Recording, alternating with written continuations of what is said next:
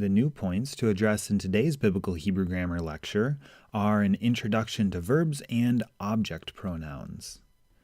But first, we'll begin by taking a few points from earlier lectures and going farther this time. Here we have preposition la and plural attached pronouns. Remember, whenever a pronoun attaches to a preposition, the pronoun marks the object of that preposition. Here are the singular attached pronoun forms that we've seen. Li means to me, lecha to you, lach to you, a woman, lo to him, la to her. Now let's look at the plural forms. Here I have highlighted the first person forms. How you derive the attached pronoun is you basically take the ending of the corresponding subject pronoun, and that's basically your attached pronoun. For instance, the subject pronoun here is ani. You take the ending e, and that's your attached pronoun. Li then means to me. Subject pronoun here is anachnu. Take the ending nu, that's your attached pronoun, for lanu means to us. Here are the second person forms. The trick basically works. You take the ending, but the final syllable of the subject pronouns always begins with tav, whereas for the attached pronouns, it's always a kaf. So the subject pronoun here is ata. You take the ending ta, make the tav a kaf for cha. Lecha then means to you. Here, the subject pronoun is at.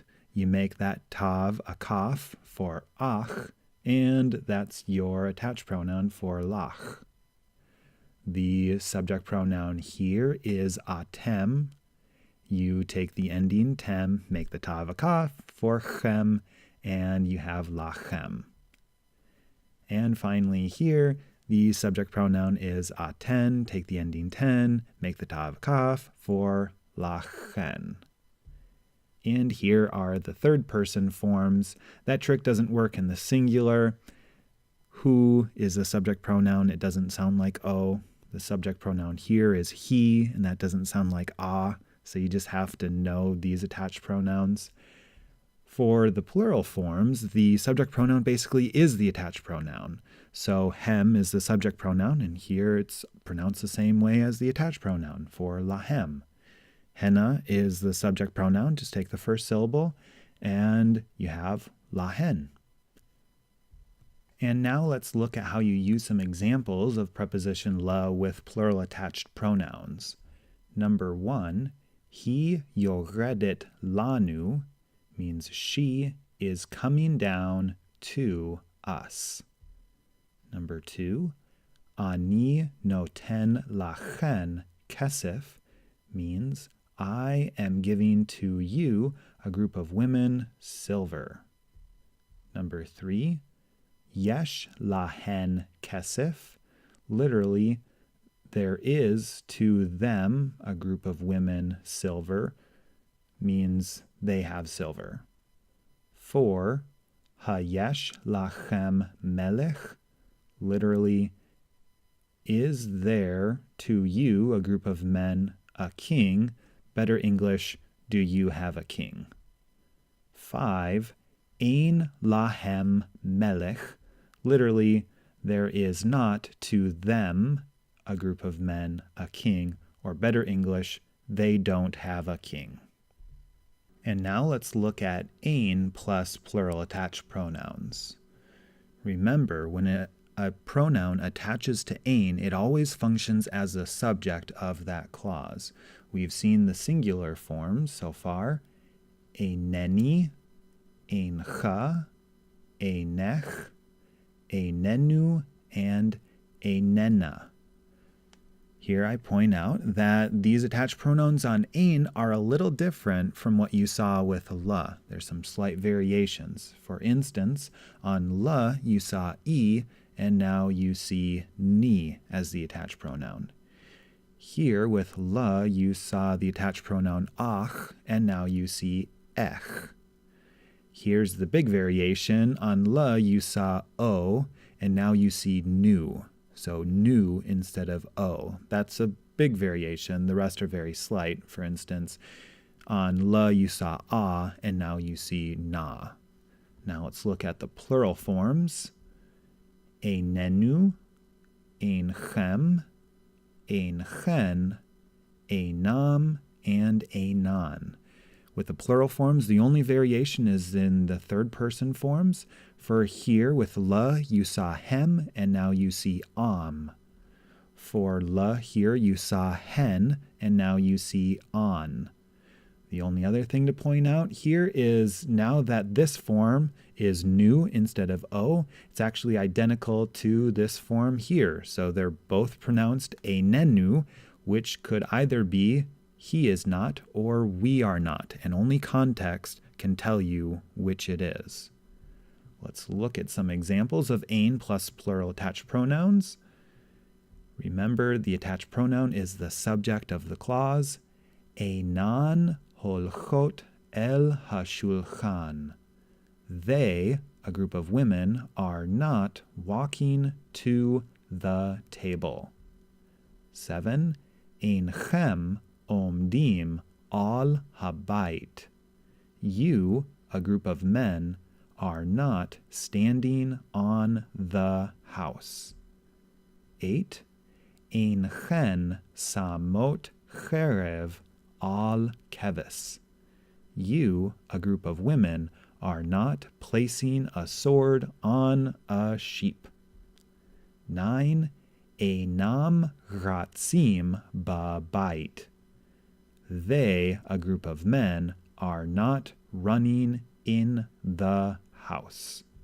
And 10. Einenu mashlichim avanim. We are not throwing stones. And how do you know it's we and not he is not? Because you look at the participle and you see that it's a plural form. If it was the he form here, then this participle would have been the singular form, mashlich. But because it's plural, mashlichim, you know that's we are not throwing stones. All right, and now the introduction to verbs. Now, any language needs to be able to accomplish a few basic tasks in describing any verbal action. For instance, we need to know when an action occurred. We call that tense. We need to know how an action is being viewed. We call that aspect. And we need to know if an action occurred or has the potentiality of occurring. We call that mood. In order to accomplish these tasks in Biblical Hebrew, we basically just have two primary conjugations, the Qatal and the Yiktol. And these two conjugations is what's represented on the verb flashcards. So the top form is a Qatal verb, the bottom form is a Yiktol verb form. Now, these two conjugations, this is very different from what Koine Greek has at its disposal. Koine Greek has 6 primary conjugations, and so it can basically cut up this tense aspect mood chart and basically assign one task to one conjugation. Whereas Hebrew, it's a far simpler system to learn, far fewer forms to memorize, but each of these conjugations has to pull multiple roles. Let's look at how tense aspect mood get divvied out between the Qatal and Yiktol. So a Qatal verb typically describes a past time action, whereas Yiktol describes a future time action, typically. For aspect, remember, this is how an action is being viewed.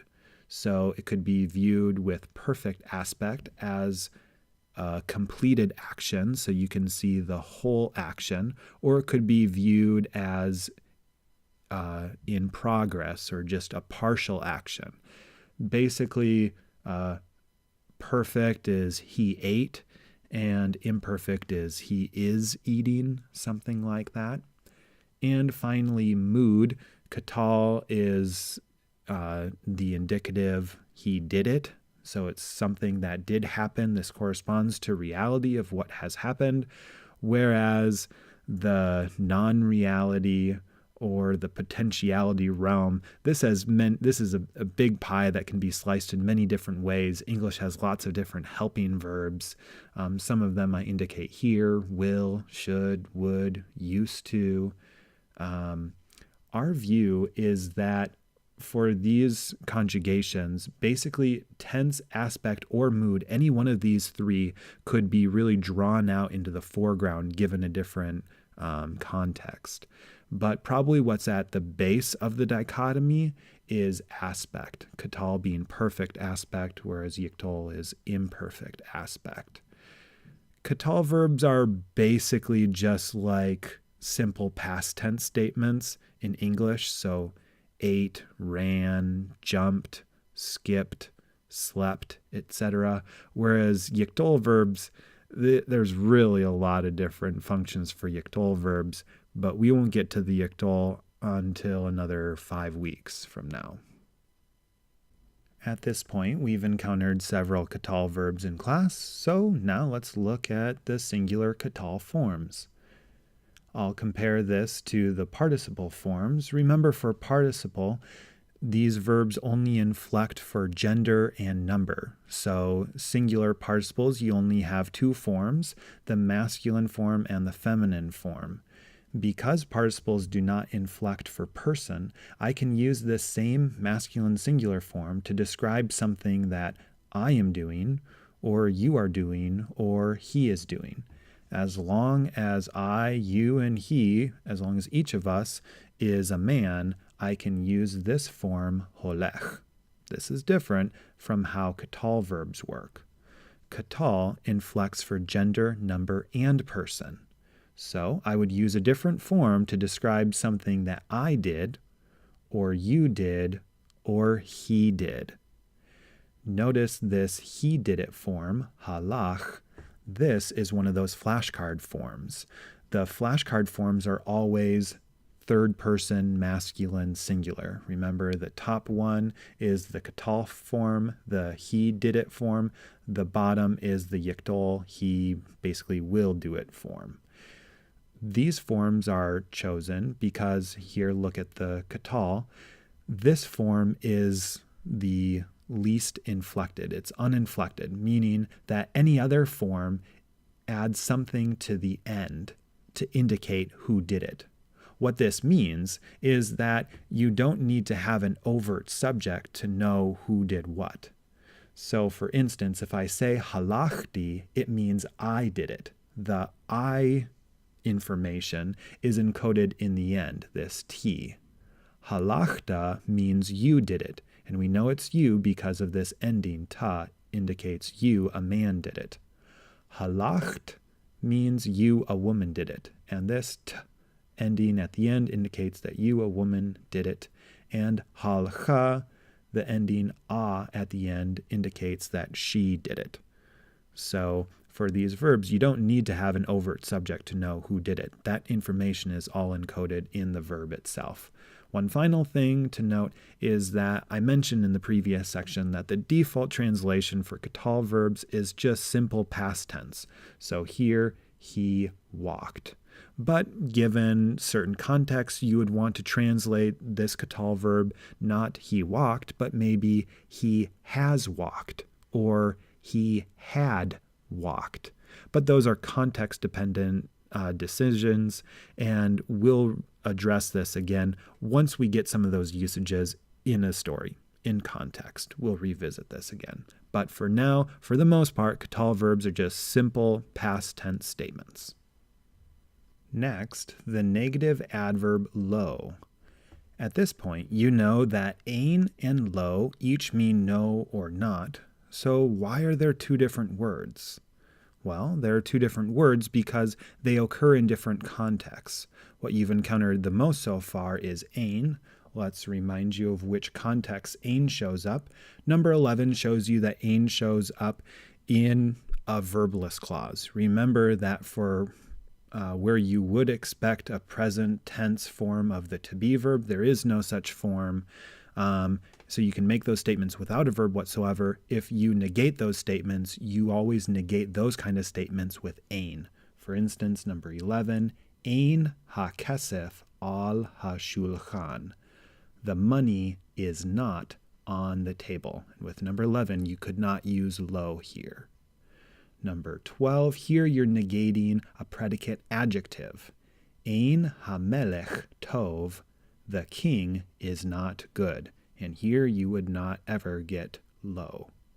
And 13, eincha mekapetz, you, a man, are not jumping. You're negating a participle, and once again, you would not expect lo here. So for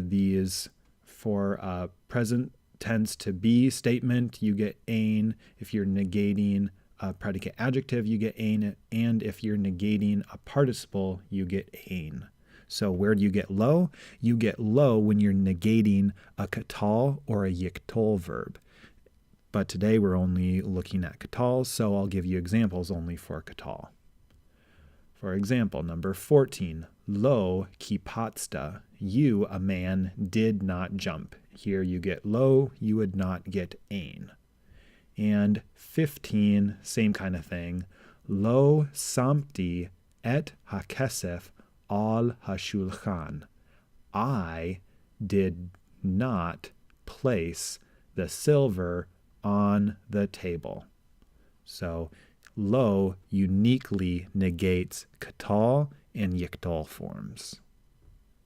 And finally, let's close by looking at singular object pronouns. Remember, I've said before that English has 3 types of pronouns: subject pronouns like I, possessive pronouns like my, and object pronouns like me. It's those object pronouns that we're looking at here. How do you form them in Hebrew?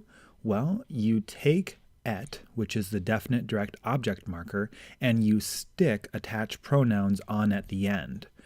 When that happens, this E-type vowel tsere becomes an O-type vowel cholam. And these are the same attached pronouns as you get on preposition la. Let's read this. Oti is me. Otcha is you, a man. Otach is you, a woman. Oto is him or it.